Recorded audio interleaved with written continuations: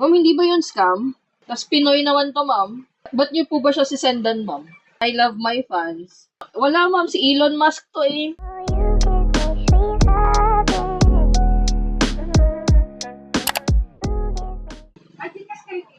Cash in? Magpapadala? Magpapadala kayo ng pera, ma'am? Anong palpag doon? Cash in, ma'am. Magkano, ma'am? Ang taskin, Bibigay ka sa akin, ma'am, ng pera. Ah, pay here. saan, ma'am? Anong gagawin ko dito, ma'am? Isisimpan. Isisend sa kanya, ma'am?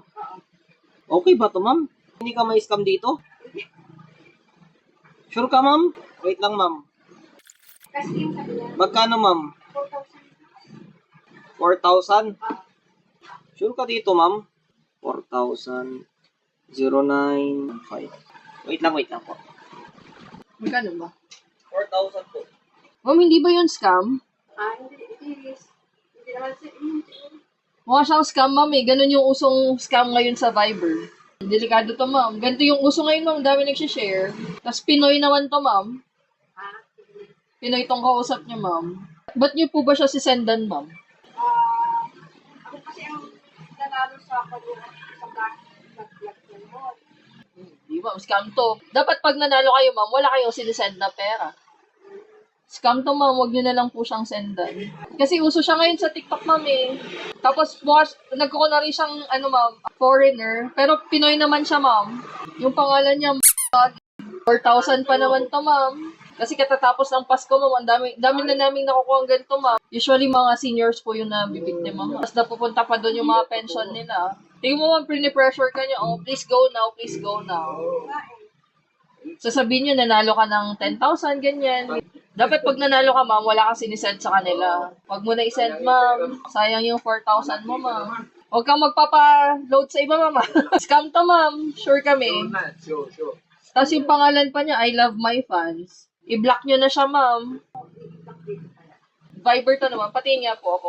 Pinoy, English pa naman siya. Saan po kayo nag-uusap, ma'am?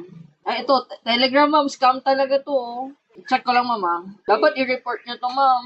Buti, nakita namin. Kasi sa iba to, hindi tatanungin. Buti pinabasa mo nga sa akin, ma'am eh. Sa Telegram kasi to, ma'am. Linak ko na siya, ma'am. Linak ko na siya. Pero hindi ko pa dinilit. Para kung kunwari, ma'am, pwede nyo siyang i-report sa NBI. Basta huwag nyo siyang sisendan, ma'am. Tapos basta na sa Telegram, ma'am, usually, mga scam po kasi hindi sila matatrace sa Telegram. Kaya mag-ingat po kayo. Huwag mong may sinend siyang picture, huwag mo siyang Tignan ko, ma'am, yung picture. Eto, wala, ma'am. Si Elon Musk to eh. oo. Si Elon Musk to, ma'am. Sabi niya siya daw po ito. Si Elon Musk yan, no? May number siya dyan eh. Tignan ko yung number niya, ma'am. Wala, ingat kayo, ma'am. Ang dami kasing ganito. Tignan mo, ma'am. 4,000. Nagbigay na kayo sa kanya dati, ma'am? Nagbigay ka na sa kanya dati, ma'am? Magbigay na kayo, ma'am. 4,000 yata o 3,000. Tapos, Yan. tapos 4,000 ulit. Tapos may nakukuha ka, ma'am.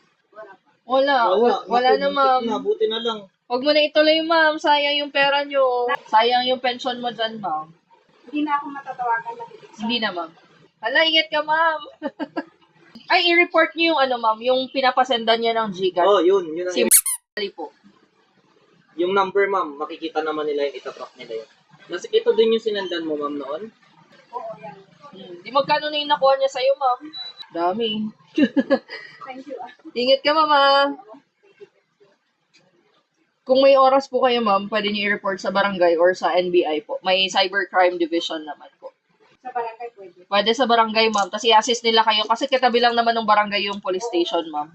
Huwag kang magpapaloko, ma'am. Easy money sila. Ingat ka, ma'am.